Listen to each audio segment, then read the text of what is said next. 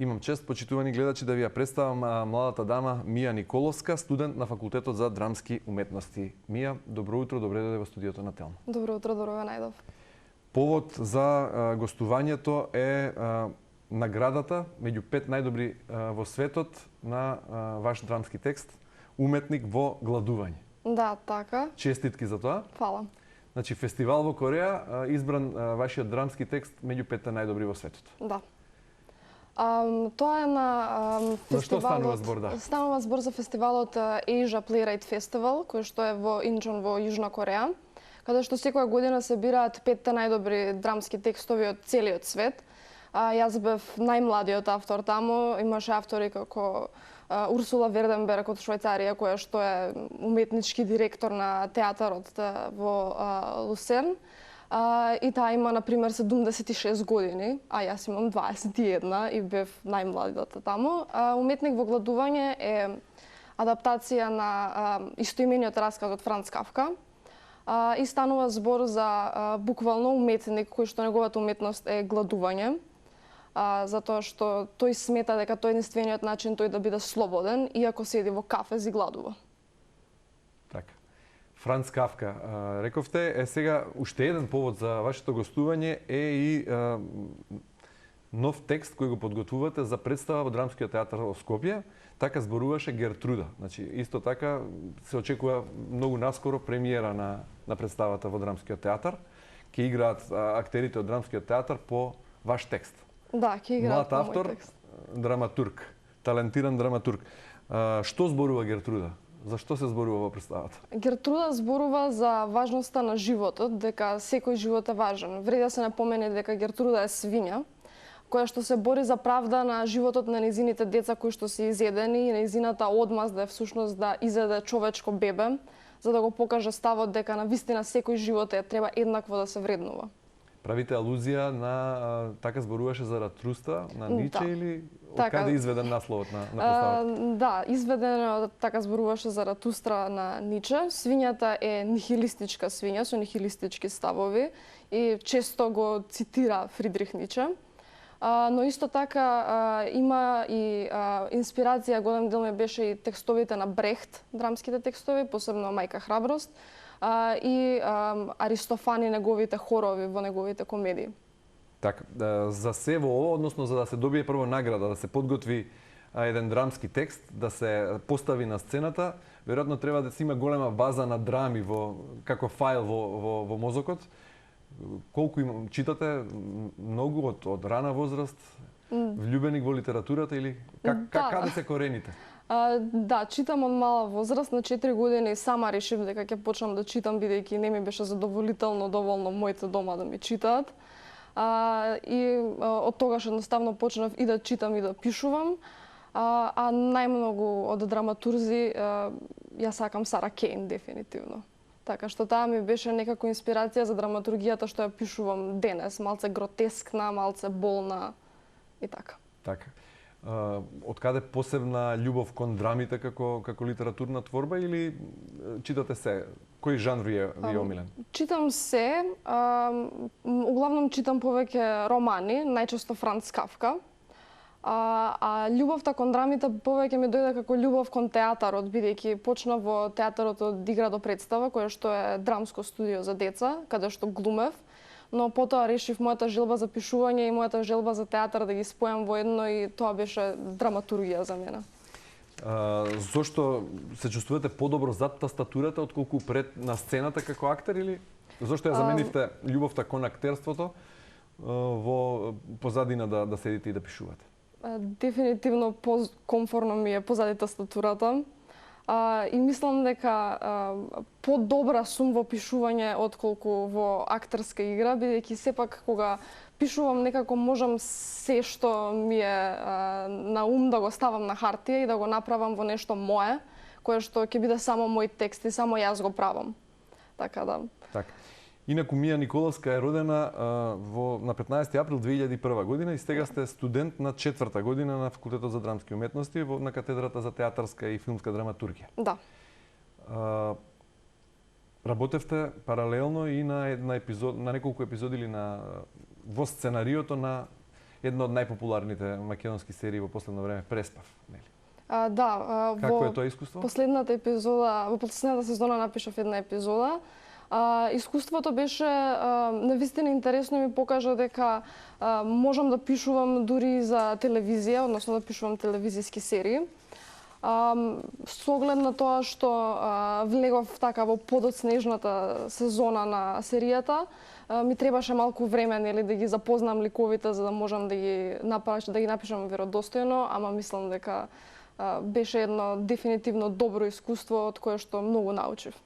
Какво е чувството кога ете таму собрани најдобрите македонски актери, кажуваат реплики кои сте ги напишале вие? Вака млад сценарист, а познати актери изговараат ваши реплики. Многу неверојатно, затоа што да видиш нешто кое што си го ставил на хартија, да го каже некој на телевизија или на сцена, е така едно посебно чувство. Како да е битно тоа што имам да го кажам, го чувствувам конечно, како да се остварува целта за тоа што пишувам. Така. Што друго за да се напише еден квалитетен текст е битно, освен да се чита многу, нели? Пред да напише некој нешто треба да многу да прочита. Меѓутоа, што освен читањето како база е битно за да се создаде добар текст? Па, според мене, тоа што за мене е многу битно да се создаде еден добар текст, е да се има добра припрема, добар ресерч да се направи пред да се почне со пишување, за да може да биде тоа најверодостојно и најплаузибилно.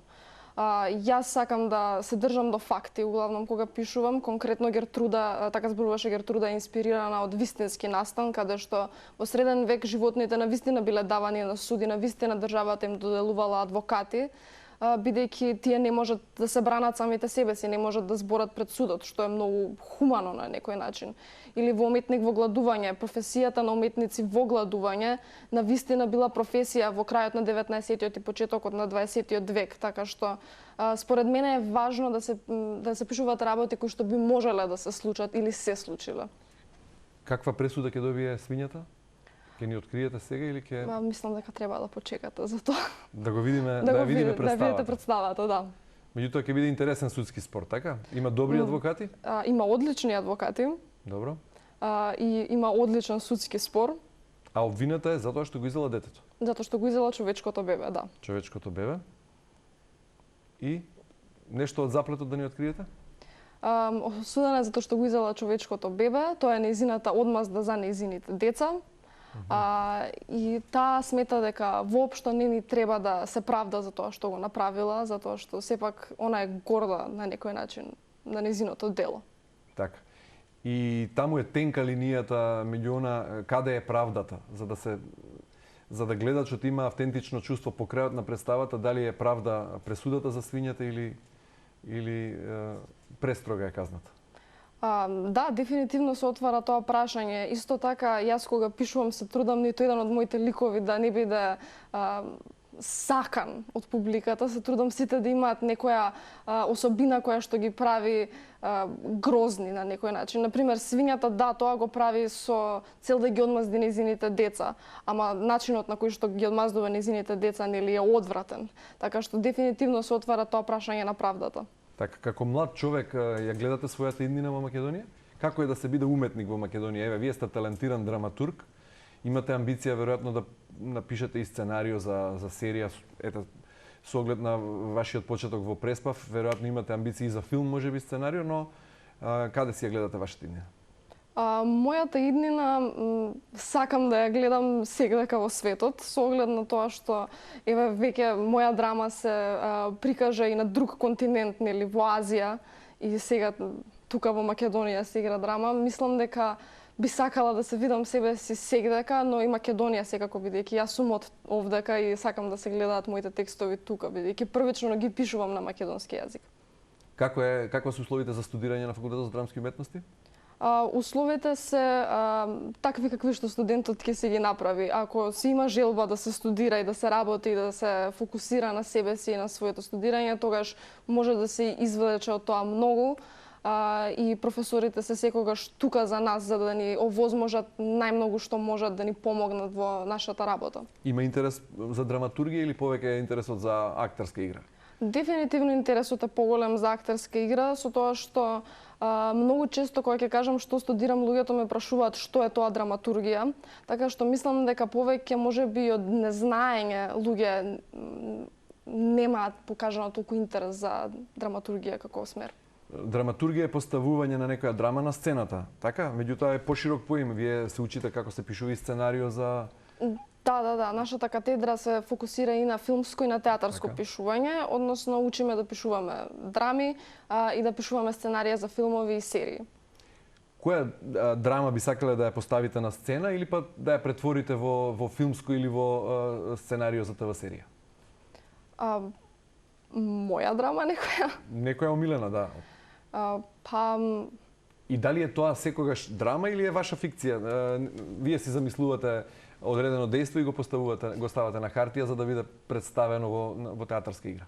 Најчесто правам склопови од повеќе различни дела, како на пример, Заратустра од Ниче и Мајка храброст од Брехт. И тоа ќе го направам во некоја моја идеја, моја фантазија и моја приказна, така што најчесто се работи за приказни кои што јас ги измислувам, тоа се мои приказни. Продуцентите телевизиски и филмски велат дека во Македонија се снимаат мал број серии поради недостиг на пари. Дали вие како автор сметате дека и недостигаат квалитетни сценарија или имаме добри сценаристи, меѓутоа навистина е проблемот во парите и во организација? Јас сметам дека имаме дефинитивно добри сценаристи, од тоа јас што имам видено. Многу е можно дека недостатокот на пари во прашање кога станува збор за сериите кои што се во толку мал број и филмовите. Така. Моментално што читате, кој дел ви остава силен впечаток вака и ви прави инспирација? Моментално го читам Херодот и неговата историја и ми прават инспирација неговите приказни во таа историја. Не се факти дали се историски или се само измислици на Херодот, но има навистина интересни приказни, како например како да убиеш крокодил. Така да. Безвременски приказни. Безвременски приказни, дефинитивно. Не сакате да се врзувате за модерното време за сега? Не сакам да се врзувам ни за модерното време сега, ни за простор конкретен. Сакам моите драми едноставно да постојат во сегашноста, во минатото, во иднината и насекаде во светот. Така, и рековте дека сакате сите ликови да бидат негативци на некој начин. Па да бидат негативци, но не и комплетни негативци, да се разбира од каде доаѓа нивната негативност. Така. Желба за сценарио за филм и серија? Секако, нели? Секако, да. Од кој жан би било тоа? Например, ако ви се даде шанса, ви се овозможи да пишувате сценарио за телевизиска серија, во кој жан би ја сместиле? Па мислам дека тинеџерска драма. Тинеџерска драма? Да. Главните ликови повторно би биле негативни или би имало тука и некој херој или само антихерој? Тинеџерите во главном по природа се антихерои на некој начин, така што бидејќи се бунтовни, не? Бидејќи се бунтовни, да, и мислам дека пак би биле ликовите антихерои, но разбирливо е поради процесот во животот низ кој што проаѓаат, тоест тинеџерството и тие пубертетски бунтовни години, зошто ги прават тие работи.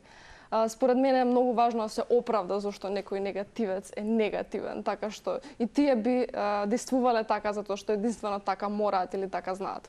Така, рековте дека имате посебна слабост кон Франц Кафка. Од домашните автори писатели кој ви е омилен? Дејан ми е еден од така најомилените драматурзи. И всушност неговите драми прво и почнав да ги читам како мала. И ме инспирира за да почнам да се бавам и со драматургија и тоа е така еден посебен стил кој што тој го негува. Така да дефинитивно он е еден од омилените. А омилена театарска представа? Омилена театарска представа? Многу добро или телевизиска серија и филм? Омилена телевизиска серија дефинитивно озборувачка. Омилен филм би рекла Кучешки забод Јоргос Лантимос. Добро, оваа година ќе дипломирате, завршувате факултет. Што потоа? Планирам една година пауза. Потоа се надевам дека ќе одам на некоја специјализација, идеално во странство. Што сакате да специјализирате? Па би сакала да специјализирам сега за сега, тоа ми е планот, телевизиско пишување. Телевизиско пишување.